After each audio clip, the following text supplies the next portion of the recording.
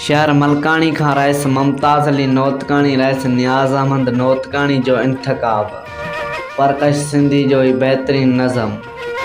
तूं न ईंदे उदास थी वेंदसि, ज़िंदगी खां नरस थी वेंदसि। एॾो जे बदगाम थींदे तूं, मां बि पोइ बदहवास थी वेंदसि। बर्दबारी न मुंहुं में रहंदी का, बर्दबारी न मुंहुं में रहंदी का, तूं छॾींदे अहसास थी वेंदसि।